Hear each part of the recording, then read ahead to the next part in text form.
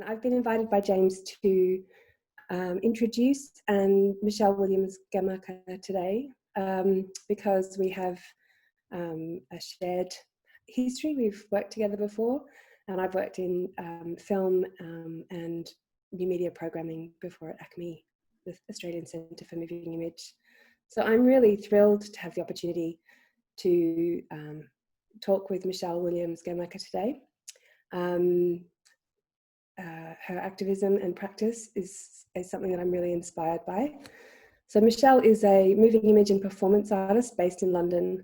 Her work explores the fiction-making machine of the 20th century British and Hollywood studio films by restaging sequences to reveal cinematic construction and recasting characters to propose alternative endings that offer a form of fictional activism, restoring marginalised characters as central figures, and they return as vocal brown protagonists who challenge the fictional injustices to which they've been consigned.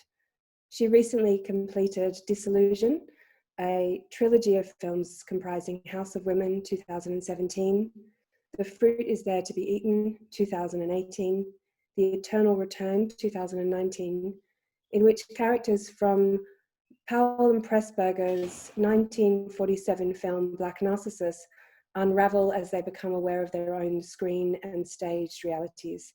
And her film, House of Women, has recently been nominated for the Film London Jarman Award in 2020. Michele is also a lecturer in BA Fine Art at Goldsmiths College, Chair of Trustees at Pavilion, Leeds, and co-founder of the Women of Colour WORKSPACE Index Reading Group, where she worked with Samia Malik and Rahana Zaman from 2016 to 2019. She's a really accomplished artist, and we're really lucky to have her here today to talk about her practice. And so I'd like to welcome Michele now to join us. Michele is going to present for around 40 minutes presentation. Hi, Michele. Nice to have you with us. I'd also like to say thank you to Screen South and Southeast Creatives for funding this presentation and funding this series of industry panels. And so we're going to have a presentation for 40 minutes with Michele. I'll switch off my camera, and then after 40 minutes, we're going to have a little break of about 5 to 10 minutes, and then we'll come back for discussion. Okay, thank you. Thanks, Maddie, for the welcome, and to James also for organising this. I'm really pleased to be able to have had this moment to review the way I work. Hopefully it'll be useful for some of you when thinking about your own strategies for working. What I've done is I'm going to do my usual thing and bombard you with lots of thoughts, specifically looking back at my career, like a kind of backstory of sorts, thinking about how I work and how to work in a general sense, but also how I specifically work, and then using some case studies from projects that I've done, just to give you a sense of how that applies. And I'm very happy to take questions too. I think I'll just get straight on with showing you the projects and how they've unfolded. Just confirming, can you see that, Maddie?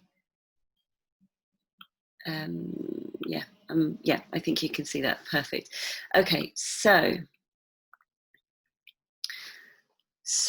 just to let you know, I've given it a fairly grandiose title, How to Build a Career as an Artist Filmmaker. That, just to say, is really my very specific take on things, and we can talk about how that might apply to you as we go along, or in the Q&A. Okay, so here's my career backstory. I would say I was an eternal student. I've been practicing professionally, I would say, since I graduated from my BA in 2001, but I continued to study, and the reason for that was that I needed actually to be tethered to an institution. I didn't really feel I had the support out there as someone who wasn't a specifically commercial artist. So I also really love to learn, and it meant that I continued up until a PhD.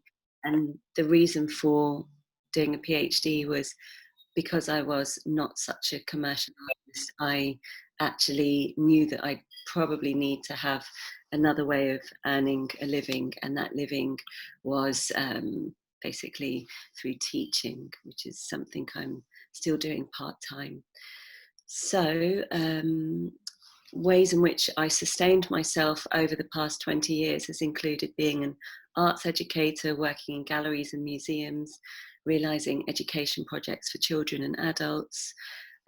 Like I said, I became a lecturer at Goldsmiths, and I continue to get temporary contracts as a visiting lecturer, and this is actually a very useful source of income for me.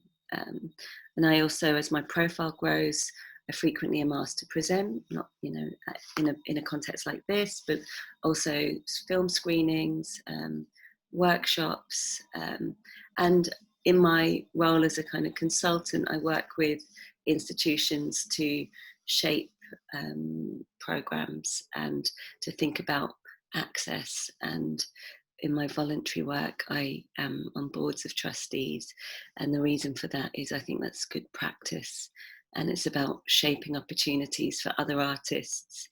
And I actually find it a very useful space to learn about how institutions run and how funding and audiences work. Right, so just a little bit more on my recap. I started actually working with performances and performances to camera, very simple beginnings really, just me, a very cheap camera and a tripod, and that became films for galleries, which I'm still doing today, except the productions have become much more complex in how they're put together. I also have made extensively collaborative projects with a colleague called Michele, and we were part of a collective called Cinema Suitcase, and we made a number of documentaries and what we called theoretical fiction films, where I was based in Amsterdam. And now my practice since 2014 is very much focused on a solo practice, with the acknowledgement that filmmaking is of course a very collaborative endeavour. Now my work is based on what I'm calling fictional activism, and alongside that I'm very interested in developing long form work and feature film projects. So I'm script writing with my partner Williams Gamaker, and I'm slowly putting a script together, and we'll see what comes of that in time. So how to work. This is a very kind of general beginning bullet points of where I begin from. And I would say you're really responsible for managing your workload as an artist and filmmaker until that glorious moment where you get an assistant. And I'm not quite at that stage. I hire assistants in per project as needed. I'm just not financially in a position to do that yet, but I do feel like I'm coming up to that point now where I really need that support. So for me, organisation is key, and you need to factor in time to be organised. And I'm not claiming that I am organised, I just know that it's key. You cultivate your work and develop accessible language to talk about it. And that's actually something that's really very important, really, to know how to not only develop the work, but find a way to make it reach people on a language in a way that's easy. It's not just a overly theoretical way of describing things, which can be a weakness of mine. It's about finding a way to make people get closer to the work through how you talk about the work. So I'll go over what you'll need: a CV, an art bio, developing your website, and thinking about social media. And I also have a spreadsheet to look at funding deadlines and commitments and think about invoicing, which is essential for your business. I'm going to go through all of this in more detail. Also, you've got to think about how your work will be distributed, what formats that will take. And when you develop a body of work, it's really very important to find time to archive these projects, which will again help with the organisation of your practice. And alongside thinking about all those things, you've also got to think about your life and work ratio. I put life before work there. I often put work before life, but what is manageable for you? I think it's really important to not put too much emphasis on comparing your practice to other artists. When you look at the field you're working in, try to think of it as a loose guide about possible working trajectories. It's really hard in a very kind of capitalist world to not think that you're, to actually think about yourself always in competition with your peers. If you can do the opposite and not do that to yourself, it will take a lot of pressure off you. And you have to also acknowledge the precarious nature of freelancing and ensure that you have a backup plan. And by that I mean not specifically, if you can possibly do this, count on freelance as your sole form of income. I think some people are very brave in doing that. I personally, with a family, just can't afford to do that. So I have managed to find a contract that works for me, that is a kind of PAYE, pay-as-you-earn contract. That means I know I've got a certain amount of money coming in each month, and that suits me. And then, of course, if there's ways in which you can build a sustainable practice, I'll talk more about that as we go along. So, as I was saying, why have I said 0.6 there? Okay, what I meant is I have a 0.4 fixed term equivalent contract, not a 0.6 one. I actually did have a 0.6 and I've dropped it down to a 0.4. That's because I'm making so much at the moment that I just couldn't teach that amount of time.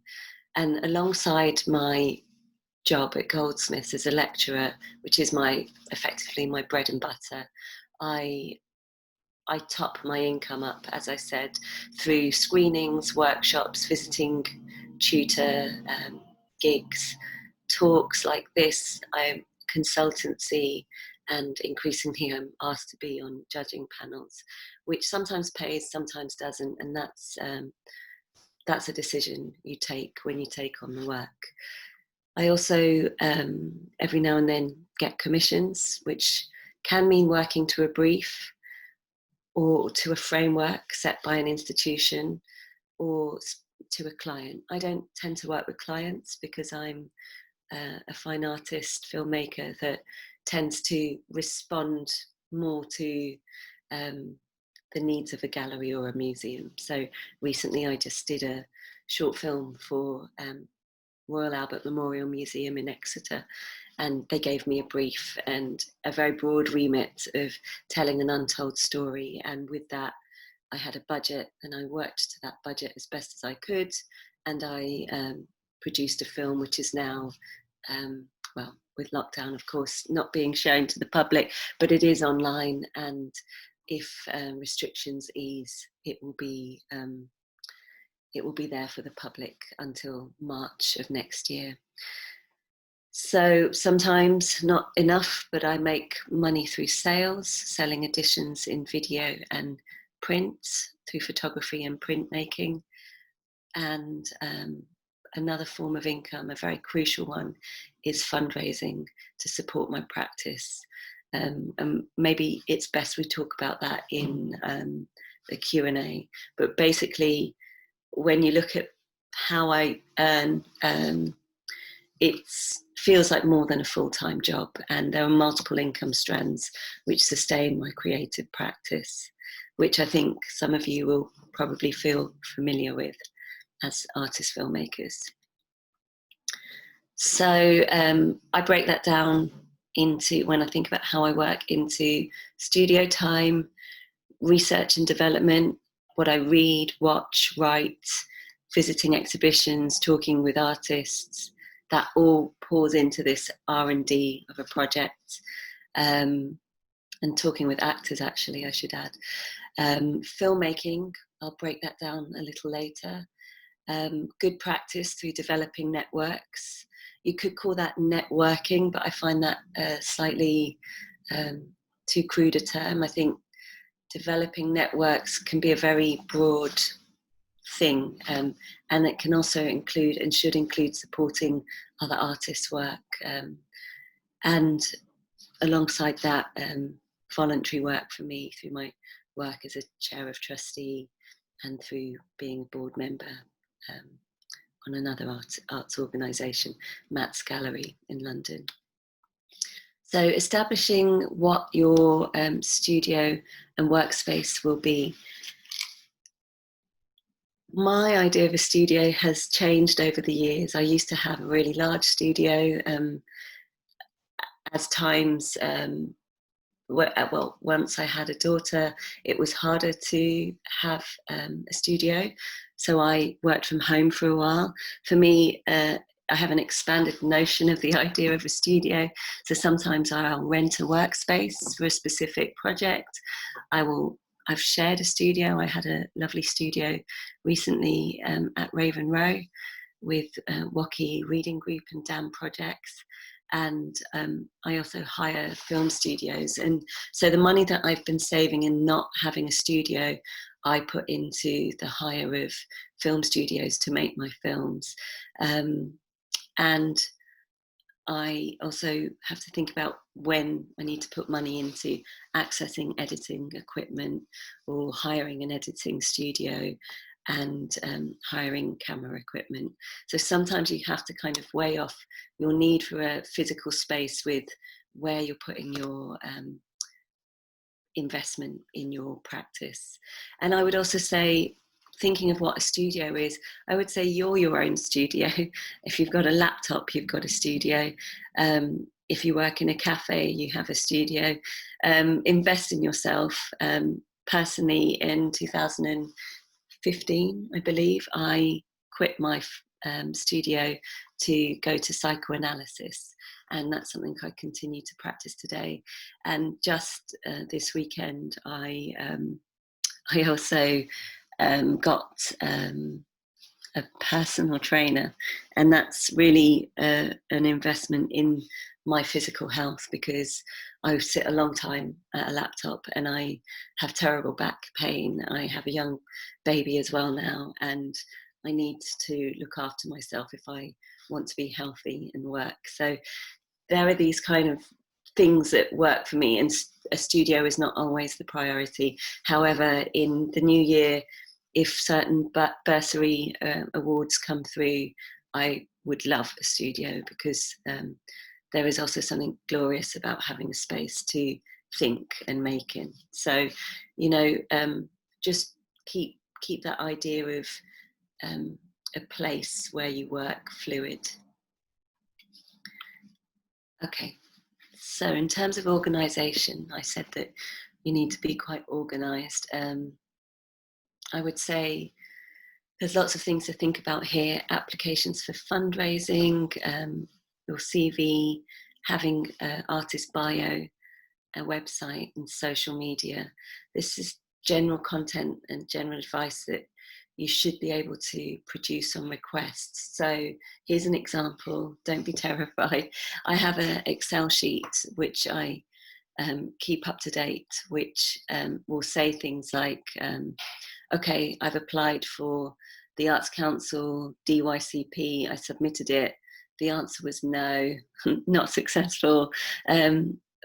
Research Support Award from Goldsmiths, submitted it, it was successful, yes. And you can see coming in and coming out, there's a fair amount of no's, and then of course there's a fair amount of yeses. This is last year's one, which was a rough year for me. I had a lot of no's.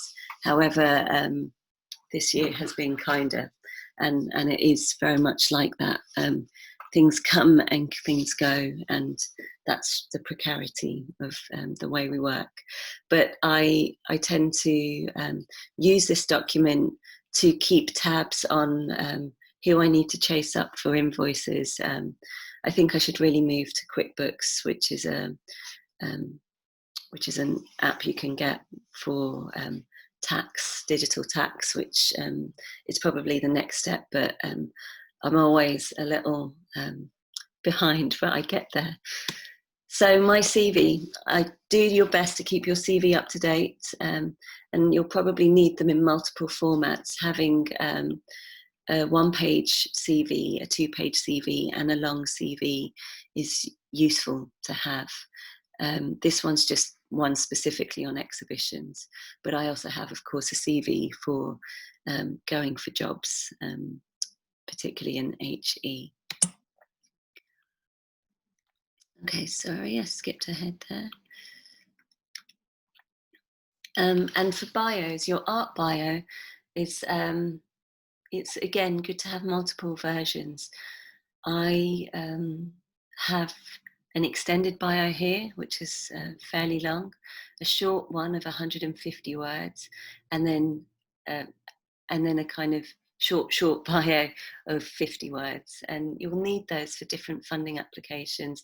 And it's nice to have that on hand, because then you can just send that out to whoever's requesting it of you. Again, clear and accessible language is vital. Read your bio back to yourself and be honest. Does it represent what your work is?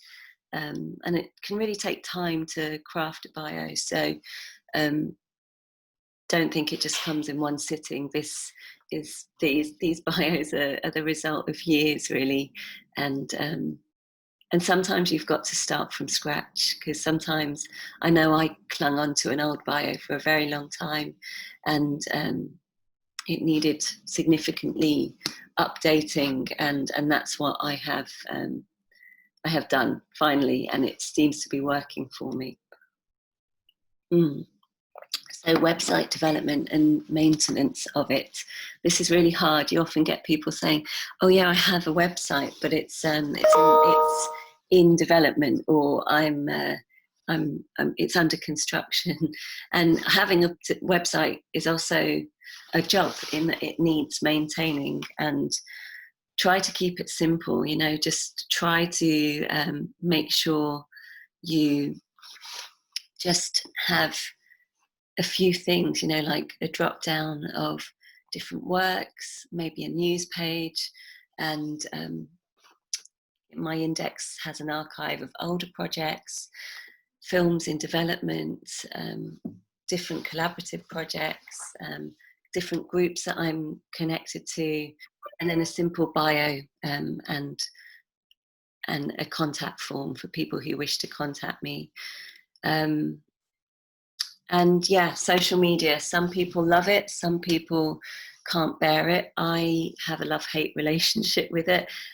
Can be very addicted to it, actually. I tend to just use Instagram because of its very visual nature. I also like that it's also a space where you can write content, and because, you know, everything's owned by Facebook, you can attach your Instagram to your Facebook, and I don't ever have to kind of post on Facebook, which I try to limit my access to. I just approve the content that I'd like to share on Facebook. So I have two ways of getting information out about my work.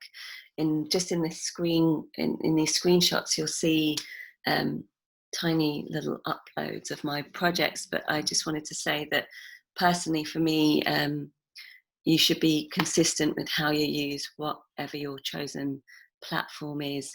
Mine is pretty much about my professional practice as an artist filmmaker, but I am open enough and transparent enough to include bits from my life wherever I feel that's appropriate. So every now and then you might see an image of one of my babies, as you can see, not so often, or my dog, or, you know, like there's moments where bits of my life come into my feed, only because for me that would be disingenuous to not include it.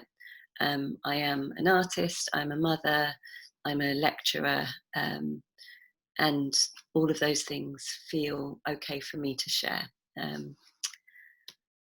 So I'm going to just do a case study here of a project, House of Women, and then I'll look broadly at my Dissolution trilogy.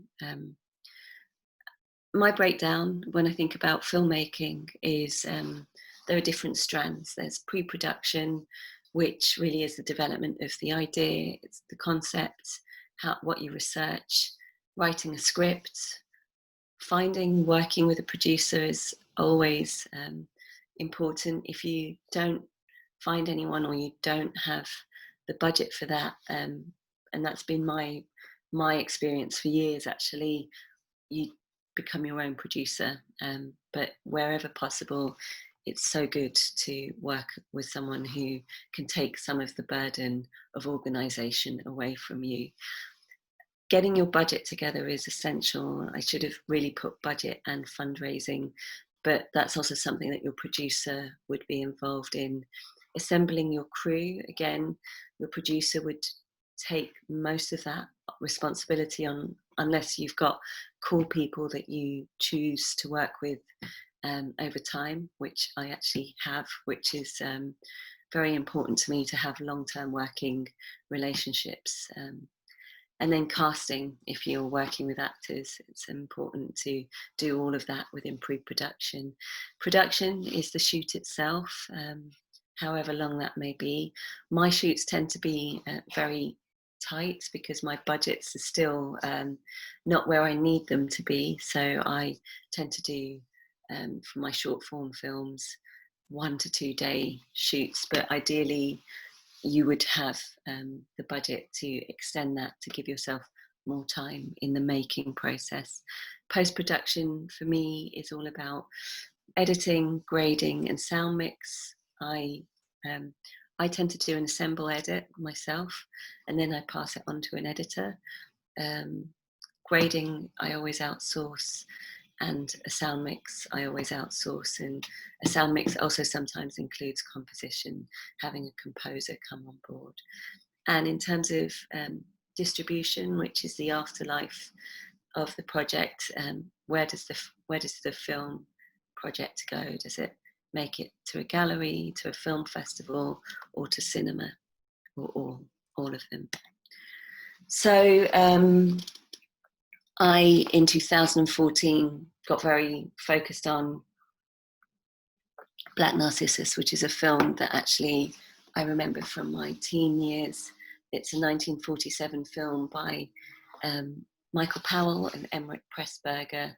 It's a fantastic film in that it's shot in 1947 as the Indian Empire of Britain is sort of coming to a close. It's very melodramatic, it's very lush in its technicolor realization, and it's also entirely shot within a film studio. And I got very, very interested in the character played by Gene Simmons of Kanchi. This photograph was one of the starting points for me. It's Gene Simmons participating in a racist makeup technique of brown face, as it was known and is still known.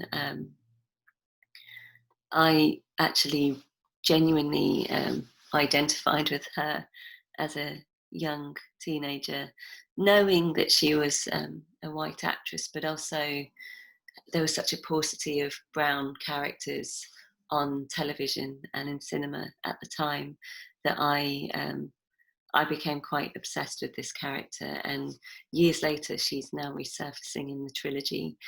And I was also really interested in these two characters, Sabu, who is an American Indian-born actor, and Gene Simmons playing Kanchi. So these two marginalised figures from Black Narcissus. And that's who kind of resurface in the trilogy.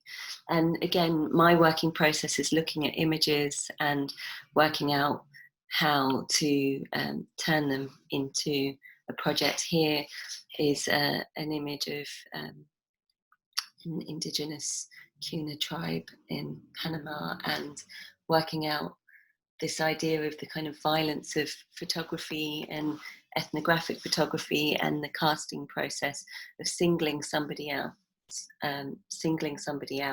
And here it's like a 3-piece glass collage with one young woman pushed to the fore, and that enabled me to think about the casting of the project House of Women, where I was looking for a kanchi of the 21st century. And so I worked with Jasdeep Kandola, Aruna Miraj Kumar, Tina Manda and Krishna Ista, and wrote a script for them. And this is just an excerpt from the script. But then once we got onto the film set, I tried to think about the kind of structural violence of the casting process. And I was really looking for this idea of a brown protagonist, somebody that wasn't mute, could speak politically, and could question the kind of structure that they find themselves in. And for this film, I purposefully also kind of cast an all-white film crew to increase the sense of marginality for the actors, so that they could use that for their performances. So yeah, these are just some images from the set. And I ended up making two versions of this film, one which is a 4-channel work that is intended for galleries or museums, and then one which, and I called that Casting Country, and one which is House of Women, which is meant for film festivals. And in the end, I worked with Krishna Ista, who's got their back to you here, and thinking about the original film Black Narcissus. Here you see Deborah Carr, Flora Robson and Jean Simmons. I recast the nuns with Charlotte Gallagher, Catherine Lord and Krishna Ista playing Kanchi. And I decided to take that forward. At the time I made House of Women, I didn't know that I was making a trilogy, but I then felt compelled to keep it going and work exclusively on almost exclusively on a film set. This is an image of Leonardsley Gardens in East Sussex, which ended up being the backdrop for Michael Powell and Pressburger's kind of foothills of the Himalayas. But outside of that, I decided to take that image and work with it in the context of a studio, using projection mapping and back projection to kind of collage the images that I was interested in. As you can see here, I've created a schoolroom, which is a nod to the original film. And here, Kanchi lets the nuns know that they're on a film set and they shouldn't be here, that the British Empire is over, and that everything that they know is crumbling around them. And Kanchi unfolds a map of a collaged mountain range made up of different mountains from the world to kind of make their point. And yeah, film sets for me are very much an extension of that studio that I was talking about. The collages that I make end up making it into the film sets. Every object that you'll see in that film set is sourced or placed to be read on camera. I work alongside set assistants to stage the look of my film precisely the way I want it. And that really is part of my practice, is a kind of expanded sense of collaging. So I also sometimes make appearances in my work. Here I'm playing myself as director, and I often break the fourth wall and show I'm very transparent about my making process, and sometimes that makes it into the film itself.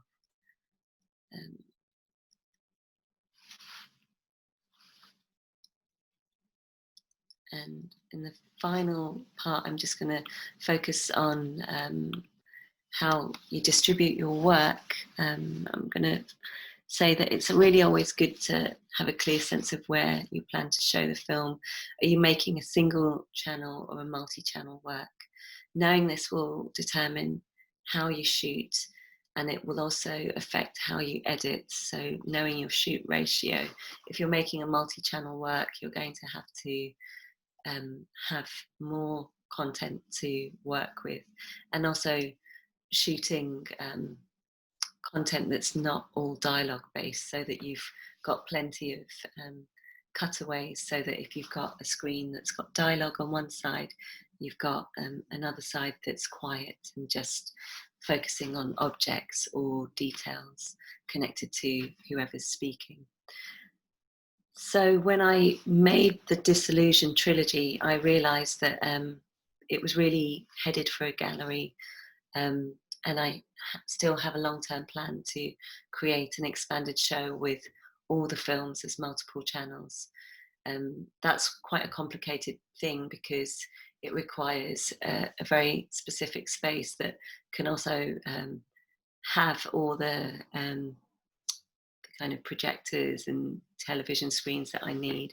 So it's an expensive project, and in this COVID landscape that we're now living in for the foreseeable future, that makes me feel like this idea of an expanded show is a very long way away. So it's always good to have a single channel version of your film, which most people work with actually, because that has ways of getting out there online, film festivals, you know, as well as galleries and museums.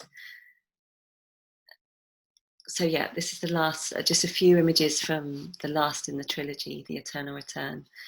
Again, this is just an image of the film set, laden with props. And then for this project, I hired, I bought or loaned actually for 5 years footage from British Pathé, which is a really expensive thing to do. So be really frugal with what you select if you ever go down that path. But I've shot the project in colour and graded it black and white to try to mix up the archive footage with the live footage that I shot.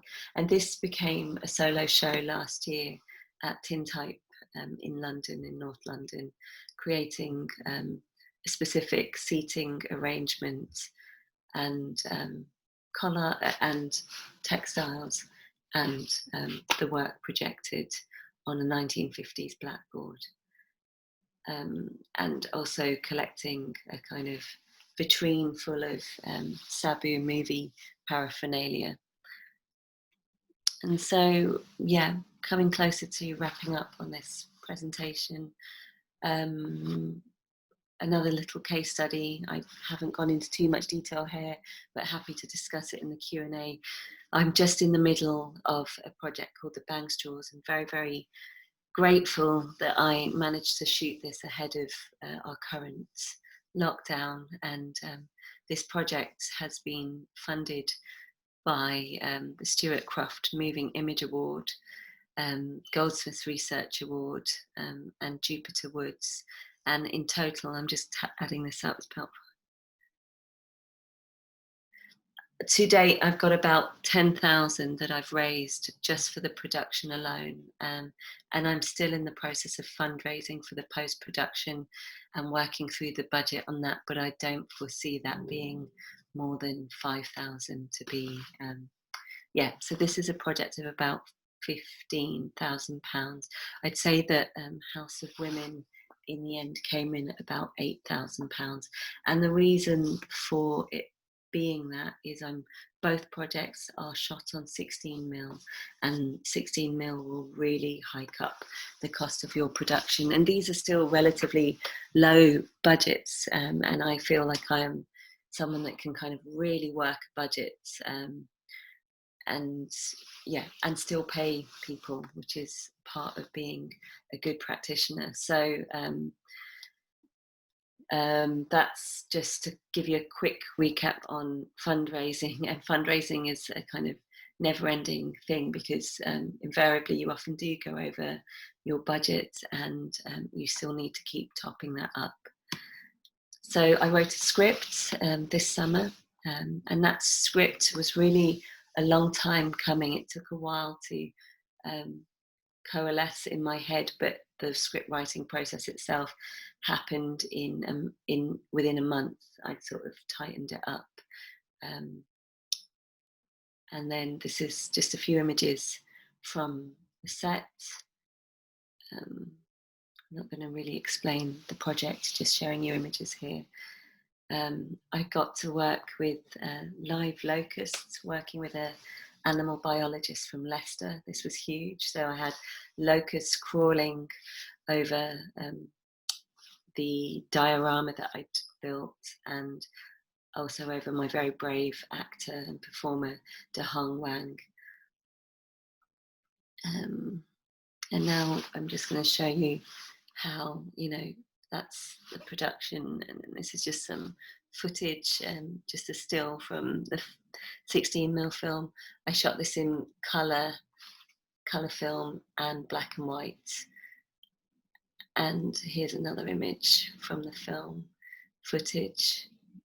And this is I really love this image, but this is the final sequence where De Hong is engulfed by a straw suit, which is a visual reference to an actor called Louise Rayner, who participates in another racist makeup technique called yellowface, so-called yellowface, playing a Chinese farmer's wife. And here De Hong is being being dressed by the costume department, and I'm giving final moments of direction. And this is just a backstage image of the visual effects that we put together.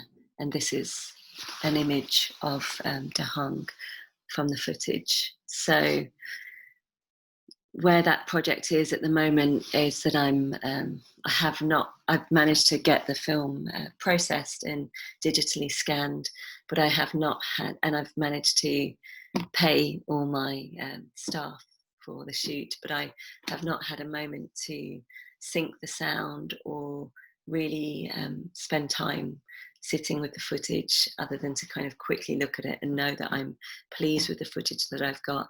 I'm hoping after this kind of glut of teaching, this Christmas break, which is not really a break, I'll probably begin an edit. And yeah, I just wanted to talk a little bit about institutional challenges, because it's all well and good to show projects, but I've had my fair share of what I would call blocks or challenges.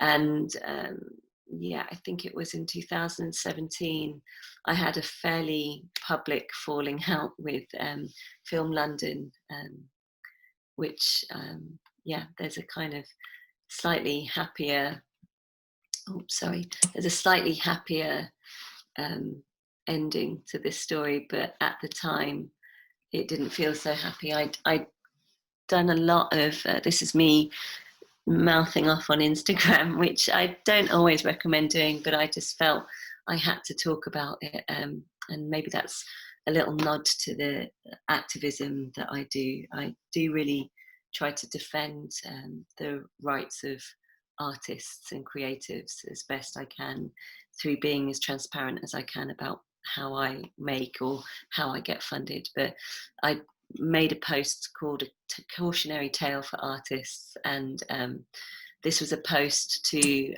essentially talk about what I felt was a kind of unfair ongoing situation with the funders, Film London, who you'll now know that I'm shortlisted for the Jarman Award. So it was a spat that resolved itself, but I'm still very wary of all funders. So essentially I'd received a no to the latest pitch that I had made, and normally I handle my no's quite graciously, but this had been, I think, the third no 3 years in a row, and I felt that while a no is absolutely fine, I felt there was something problematic about how I'd been given my no. So I'd said, "Dear X, In short, I feel there is little point in me applying for future bleep. I have given so much over the years to applications like this, funding production round, funding my own projects in the absence of support from public organisations, placing myself in debt to make the films I love. It strikes me that your remit eludes me. I do not see how I can grow as a moving image artist without support in real terms. Production money, etc., etc. Sorry, I've skipped a bit here.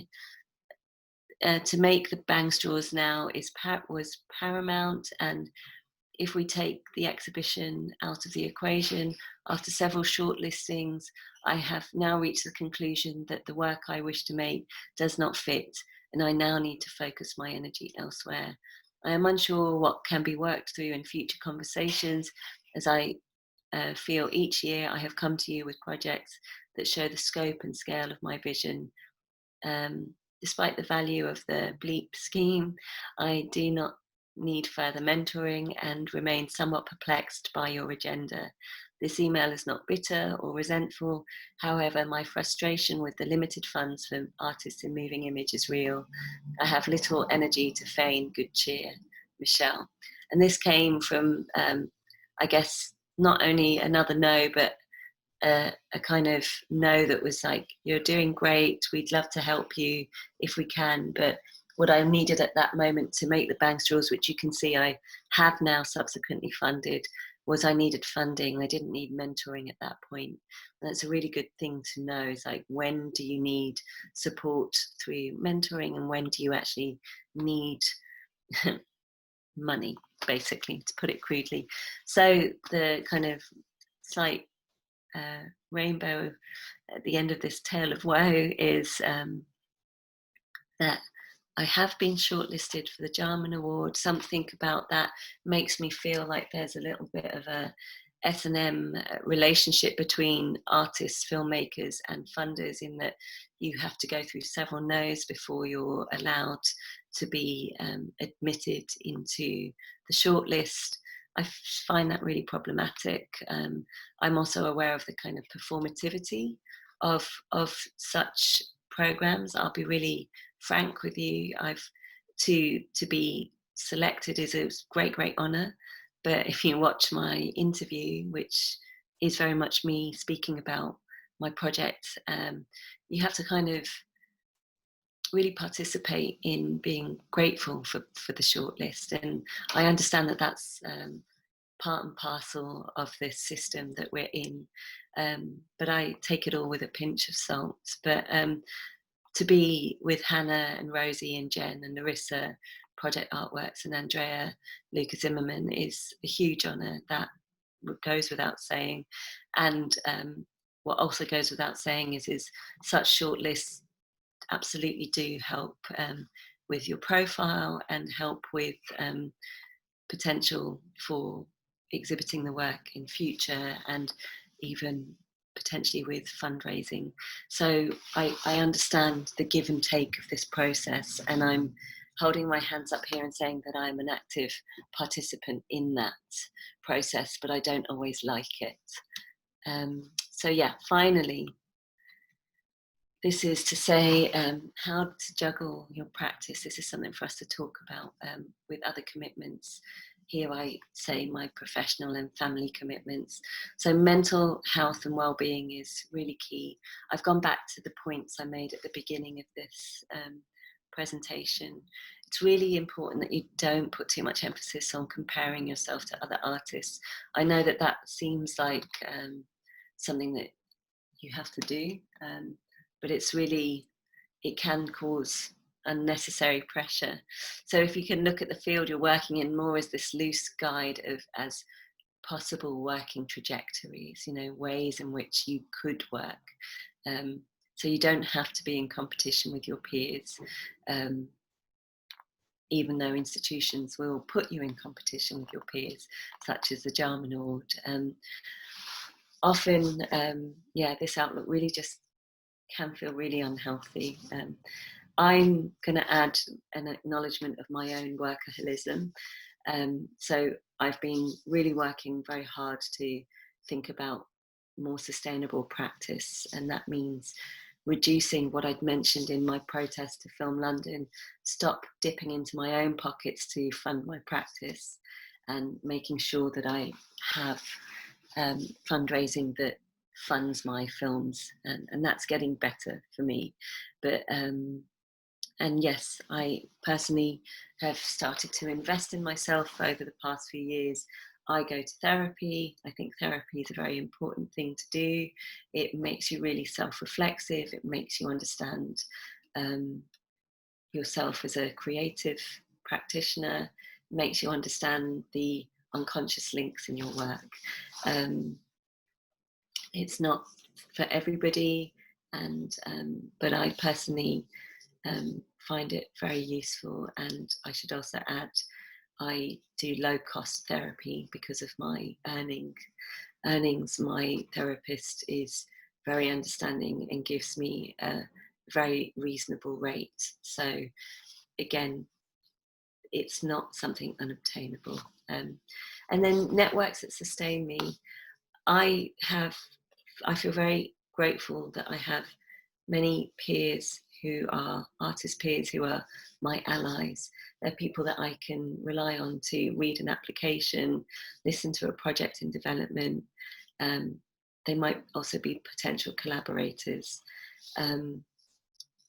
Sustaining practice is also about just, once we're out of this COVID situation, just eating together or being together or walking together or drinking, just taking time to be yourself with your friends.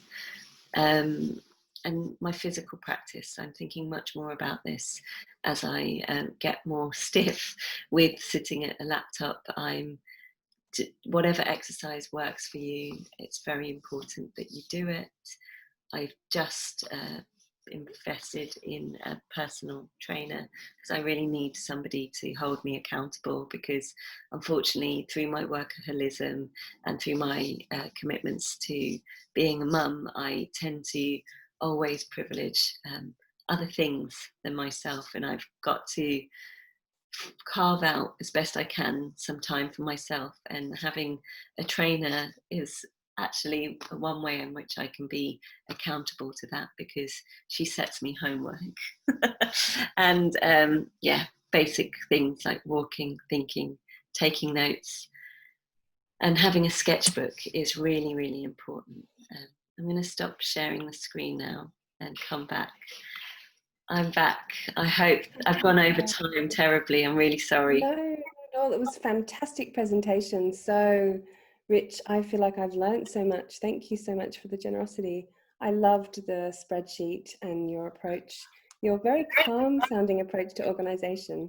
Yeah. It was really fantastic. Thank you. And there's been lots of comments about how fantastic your work looks. And I'm so impressed by the amount of documentation you have, not just of the work, but of the work being made. And I feel like that's sort of certain attention that you have that maybe comes from performance and your background in performance. Yeah. I wonder if you think about that. Yeah, we should talk about that. Yeah, we should. Yeah. Hey, is everyone back? Yes. Great. I think so. Yeah. So I'm going to start with a few questions. I think I may be starting with the question about the attention you give to documenting the process of the work, because it feels like a really, really rich sort of extra element, and it's an extra sort of layer of care that you give to your productions. I just wonder if you can talk a little bit about that. Yeah, so I suppose it's something, a very good habit that I picked up with working with my collaborator, Michele, in the Netherlands. We would, on every set, have a designated set photographer or two. And sometimes we'd even, it was a bit obsessive, but we'd sometimes even film the making of a process. And I don't always have the capacity to do that, but just set photography is, and really good set photography is really important because of two reasons. It's really nice to be able to supply that for moments like this, but there's a part of my practice that wants to make publications, and to also, you know, think about how we get work out there and make it not so so much of a barrier. You know, like there's already a barrier in seeing how, you know, what a set might look like, but just being as, I really love revealing the construction of something, and that goes back to those films that are all made on film sets. You know, I really love that a wall could be paper thin, but you show it and it could still be feeding into the fiction or the, you know, the magic of a piece. You can still show it, and it should still hold. Yeah, it feels there's a sensibility of performance in all of your work as well. The sensibility of kind of Brechtian sort of showing the construction. And I wonder if you could talk to us a little bit, just before we go on to some of the more practical things, about how a performance background, because you say you work in performance, maybe informs your work. Did you work as a do you have a prior life as a performance? Yeah, I do in the, I mean, just in terms of performance art, I mean, I actually really wanted to be on TV when I was young. I wanted to be an actor, that's for sure. And I used to attend drama classes, but then that faded away. And also I think after, I still sometimes perform, but I would also say that, you know, there's a lot you can do public facing as an artist, which feels like a performance enough. And I got shy. Yeah. I kind of retreated behind the camera because I'm really mainly interested in the performance of others. So I made a shift to that, and I really enjoy the process of directing. And yeah, you're right, there is a bit of drama in the set photography, because it sort of I've always been interested in what it looks like to look at us making work. You know, I find that fascinating. Yeah. So that's just a kind of, maybe a broader question around me looking at structures anyway. That's very much me, but there is a background in performance, and probably in failed acting. that's the main reason. So. Really good. I wondered if you could talk a little bit about, I know House of Women is probably the thing you're talking about a lot at the moment because of the Jarman Award, but I was thinking really about, like, it's so sort of incredible that you've been able to maintain your work and your life as a mum and a lecturer while making very large scale, it seems, works each year. So the Dissolution trilogy was made over 3 years with one film a year. I wonder if you can talk about how you budgeted for those and how you kind of, you know, got commissions or pulled the funding together, maybe particularly for House of Women, because that was the first in the trilogy.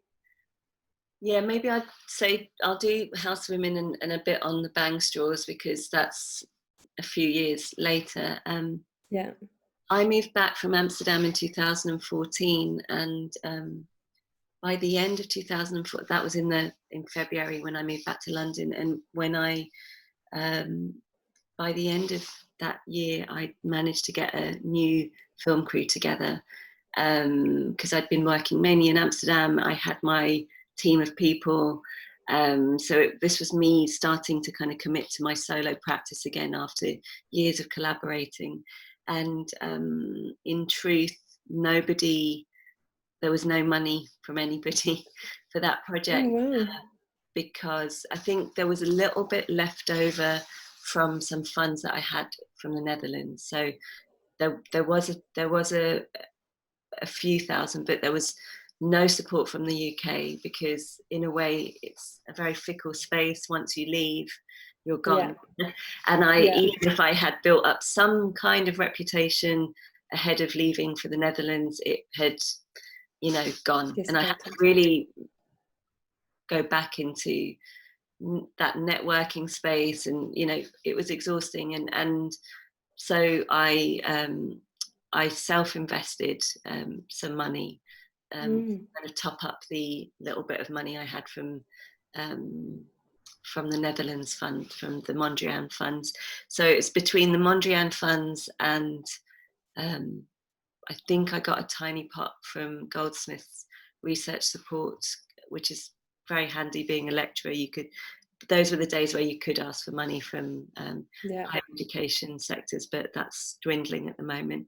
And then self-investment, and that's not something I would really advise, but only in the case of where you need a springboard to begin your, you know, because I made some smart moves with, you know, choosing to work in 16 mil, which is a killer actually financially, but I made something that I knew could have legs. You know, it sort of is a full screen work for gallery installation, and it's also a single channel film, and because it was so contained, yes, it's probably my more recent successful films, because it's, you know, it is a very clear, it has a clear direction, and it's kind of like outside of the trilogy, it doesn't even need to be attached to the trilogy, it just holds on its own. So it really stands on its own. I'm so grateful that I did that, because had I not have done that, I don't know how I would have managed to get additional funding, because without having some images to show, like the documentation on set or the footage itself or the cut of the film, people wouldn't even open the door for me. I'm quite sure of that. So there is this moment where you have to be brave and say, I'm going to back myself because no one else is backing me. And in a way, that's what happened. Every year I was on a roll. I was just making, and some of it was funded, not nearly enough, but this is where I have not been sustainable over the years, using some of my earnings from multiple income strands to feed back into productions. And I just know that can't go on forever, and it's pretty much coming to an end, because it's okay to top up a little bit, but you don't want the ratio to be all you scrabbling around for the funds. And you know, we're in a tricky situation as filmmakers, because we're, you know, essentially we're pitted against one another, and that's problematic, because there really aren't that many funds out there. Yeah, I was so impressed by your spreadsheet. I think it's such a good strategy as well, just to see as you go through your practice how much you're investing in fundraising, because a big part of so much of creative practice is fundraising, and as you go on, you're kind of asking for more and more money, and it's really interesting to sort of track how those things happen over time. James wanted to know whether, when you're putting your budgets together, when you're planning and plotting your films out, do you ever have kind of multiple or scaled versions of the film that might happen depending on which funding comes through? Such a good question. I've got, you know, on your Microsoft Excel, you can have tabs. So I've got like the dream budget, which very quickly becomes like a much more realistic tab. And then there's the actual budget. So it gets really miserable really quickly, but essentially the things that you wish for, you get more creative with restrictions actually. And you can also say, okay, well, I can't afford this, but I can afford that. What's my priority here? Well, it's not to have 4 actors, but it's just to have two really good ones. And, you know, and it just, by the time you get to your final budget, which is the budget, you know, the one that you cost up for everything, you are in a position where you have decided, okay, well, I really worked this to death, you know, and I've got somewhere. And so, yeah, I have multiple versions of everything, ambition and budgets, you know, and CV. It's really important. Yeah. I think there are some questions from the audience as well. Does anybody want to turn on their cameras and ask Michele directly? If you've got a question, you can turn on your camera now. Hi there. Hi, Kit. Nice to see you. Hi, sorry. You've been Hello, unmuted. hello. Yeah, Hi. thank you. Hello, Michele, that was so fantastic. Thank you so much. I really appreciate how open you were about everything. It can be really like pulling teeth speaking to an accomplished person to get like any sort of practical breakdown of how they approach their career. So thank you so much. I've literally already created my Google Sheet spreadsheet. I have it open at a separate time. It's already there. So I good. wanted to ask you a question about funding. Yeah. And about the kind of mindset with how you approach, if this has ever been a problem for you or not. I'm kind of new to funding. I started basically this year with some of the hardship funds, and then with which I was successful with, which is I'm so appreciative. And then with Develop Your Creative Practice very recently was the first big RT one. Good. And I noticed that my mindset is I'm starting to, I feel like, I don't know whether this is a good thing or a bad thing. I feel like I'm losing myself a little bit because I'm changing myself for the fund rather than going after, and I'm starting to lose what it is I'm going after. And I wondered how you approach that. Do you find yourself trying to please the fund rather than going after your goals? I mean, obviously it doesn't show up in your work from what I can see, but like, I wondered how you approach that. Oh, I feel that too sometimes. It's a really good question. I think you have to be aware of the language that the fund is looking for, but they're really ruthless and they'll sniff out if you're doing that thing of changing yourself for. Right. It's like it's such a fine balance between understanding, these keywords like accessibility and audiences. Let's take DYCP and the Arts Council.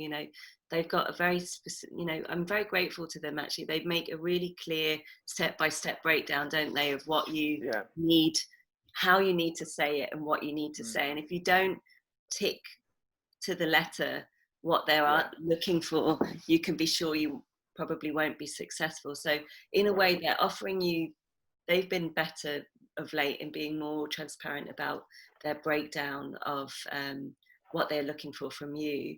However, within that is using that structure and some of their language without losing yourself. Right. or without losing what your project needs. And when you do something like DYCP, they really don't, I don't remember, I've done one before, they don't ask very much in terms of word count to describe what you're about, but it's an incredible exercise in really spelling out what you need, and isn't it? And it's just one of those things where you're like, damn it, how am I supposed to do this in this amount of characters? And then after a while, it's brutal. It's like literally the difference between that word or that word, or totally. But hopefully that will be you by the end of it and not be them. In the same way as I had my fallout with Film London, I had to, after every year, going back to get a no and taking it relatively well each time, going, okay, I didn't get it. I just had to tell them I can't do this anymore. And then I stopped applying for 2 years, and then I got shortlisted, and that's fun. And it's like, I think it's you looking after knowing your limits really, or knowing what you can without losing yourself is so key. I found it stripped of any personality, any of the usual bullshit I used to. I was unable to use any of the usual nonsense that I actually use in everyday speech. So it was like I was like, I felt like I was with my hands behind my back, but it was like a robot had written it by the end. It was so stripped back, but I didn't not dislike the process, I have to say. But that's really helpful. Thank you. That's really good to hear. I mean, it's true. It is always going to be you without all your flourishes, but but you know, you have to also understand from their side the sheer volume. That's why they're doing it to us, you know. So the fact that you're doing this now and you're in it, like we all are, is a good thing. And if you saw that, you know, that spreadsheet, there were so many no's from 2019. It was like this year of no's. And then this year has, you know, even within the context of a pandemic, has strangely been a year of yeses. And I also foresee that I may go back to years of no's, you know, like it's just that's that fluid thing, you know. Absolutely. Yeah.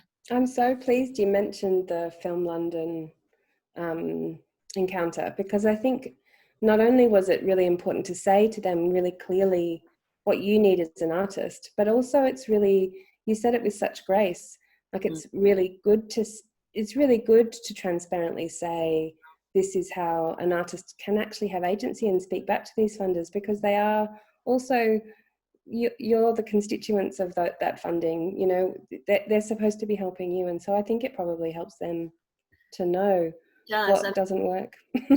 In the end, it became a kind of, they didn't reply and I didn't ask, you know, but at least I got it off my chest, and at least they may have understood that there was a breaking point for me. So yeah. Does anyone else have any questions for Michele? And if you want to turn on your camera, you can, or you can put them in the chat. I think James might have a question. Sure. Hello, Madeline and Michele. Can you hear me? Yeah. Hi, everybody. I'm just doing kind of audio at the moment, but that was really, really fantastic. I have many questions, but the two I think at the forefront of my mind. One was, I really got the feeling that you are very, very keen, and it's very important to look after your mental health. And obviously the work you're doing with psychoanalysis and the work you're doing with your personal trainer. Are there, when you're getting into a project and you're going through all the different phases all the way through, but I think predominantly, you know, the fundraising side and that side, have you kind of trained yourself to be aware of like trigger points where you need to maybe take a step back for a week, or how do you deal with kind of those difficult moments? Well, I think that's a good question. I haven't really thought of that, James. I think that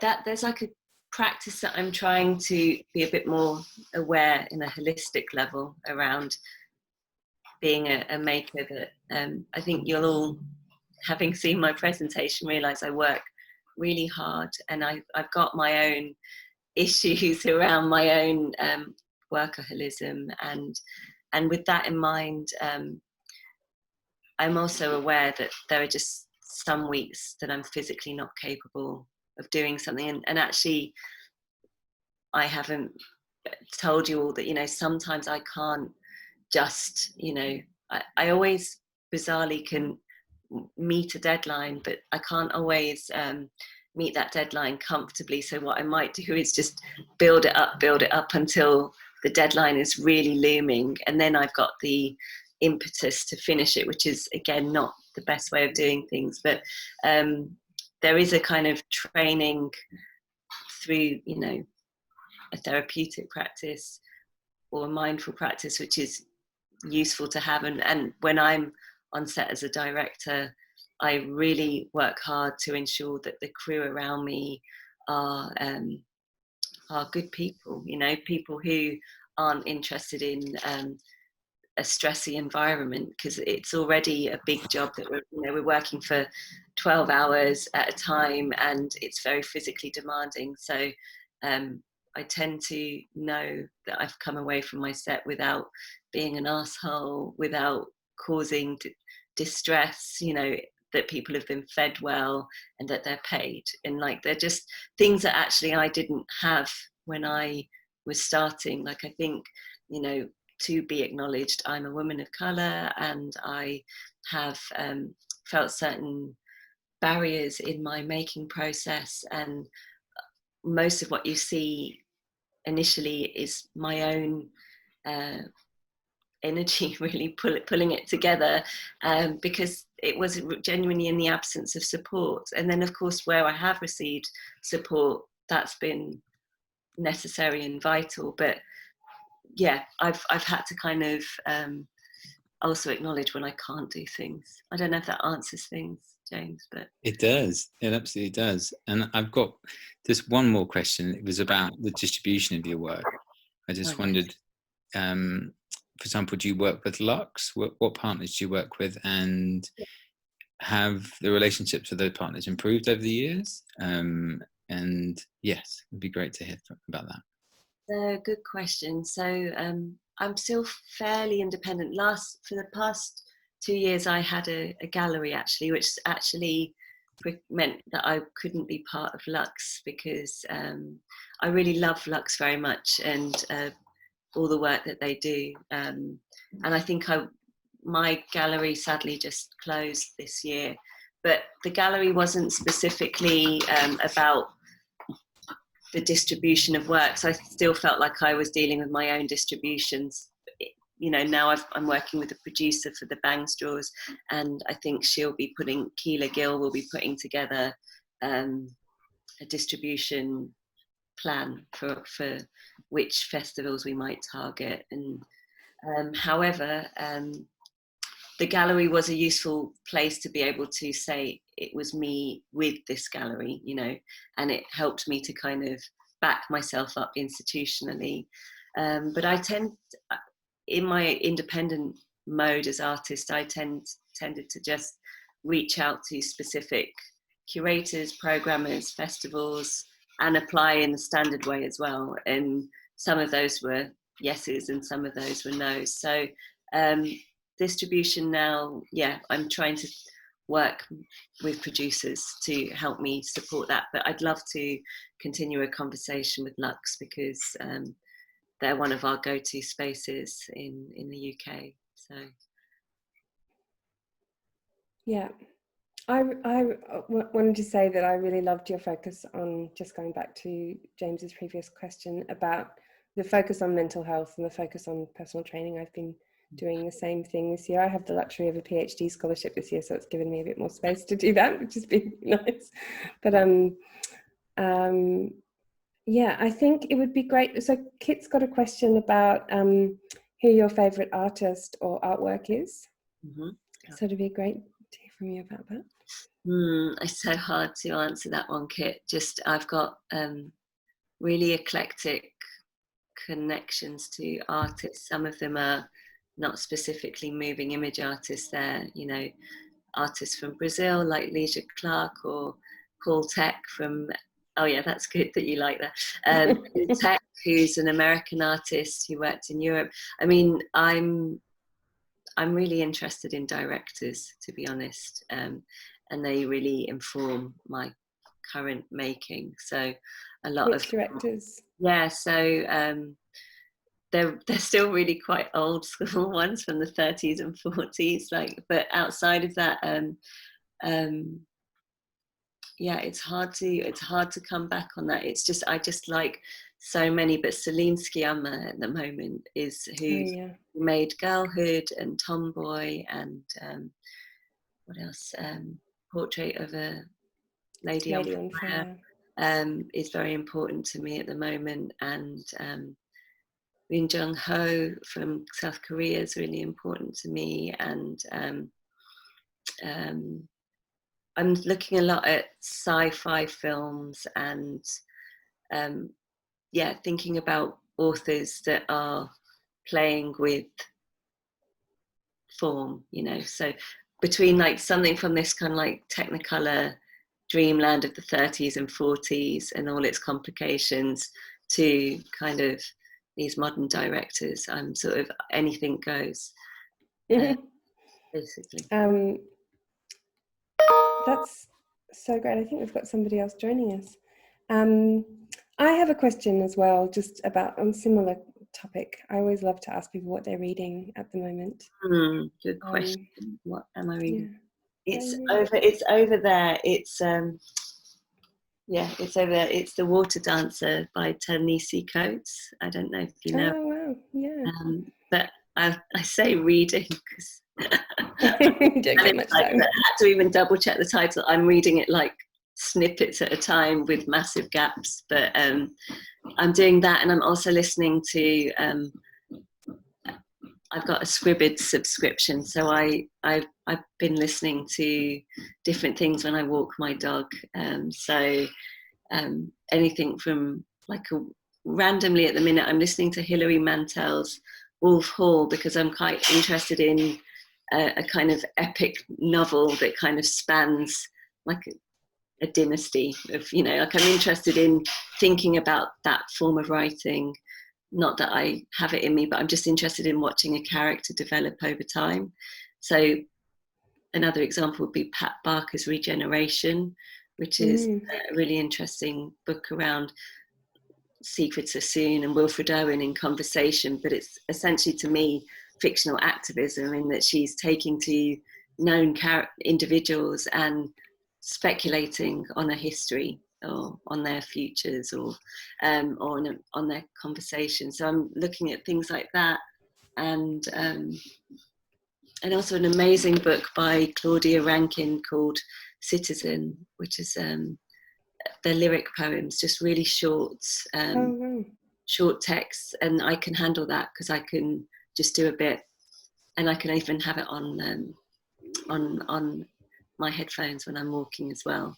But it's those are just I tend to dip through books, unfortunately, so nothing's really ever read in a linear way, but that's the way it goes. So James has put links to all of the things you've said. Oh, if you want to link to Water Dancer and a link to Portrait of a Lady on Fire, they're in the chat. There's an amazing one. I think it's in the movie archive called Tomboy by Celine Sciamma, which is an earlier film of hers, and Girlhood, which I actually think is Girlhood and Tomboy are kind of, for me, more powerful, and they're simpler budgets actually. But that's maybe we could just quickly touch on the feature film, because you said tantalizingly at the beginning that you have a feature film in the making. Maybe we could just quickly talk about that, and will some of the characters from the trilogy return, or I imagine at some stage you're going to have this pantheon of fictional characters that have been that you'll be able to kind of bring together in some sort of incredible ensemble. I hope that would be amazing. I think they're going to probably exist mainly in the gallery space at present. I mean, a small dream. When I make works, I tend to have images of them before I have anything concrete. I have this feeling like I'm going to make this kind of fictionally activist army of marginalized characters that will exist on lots of screens. So at the minute I'm just kind of brainstorming who they might be and who might play them. Oh, wow. So that's a project that could take maybe another year or two to fund, but I'm just thinking about it. And then the feature films, actually with Film London, this is why I was kind of saying I don't need mentoring anymore. It's like the student gone rogue, but basically they had invested in me to do something called New Approaches, which you should all look at if that scheme's still running, which is for artists working in moving image that want to cross over into feature film making. And it was a program where essentially you would learn all the kind of vocabulary around pitching, budgets, and speaking with a producer. We went to Rotterdam Film Festival, and I really did learn a lot. You know, I love learning. So I took it all up and I absorbed it all. But together with my partner, Williams Gamaker, we've been writing a script which is actually based on something from my life, which is called it's called The Imperial, but it's essentially a story about my mother and me. And when I was in the 80s, she used to take me to work in a central London hotel where she was the executive housekeeper, but I was given like this vacant room, and I had like her colleagues would look after me, and I'd be able to sit at the bar and wander around this old central London hotel. But those were my summer holidays, and I've sort of done this thing of kind of like this docu-fictional thing of essentially writing about my life, but also adding a bit of fictional that sounds amazing. license. It sounds like an incredible, such an incredible image.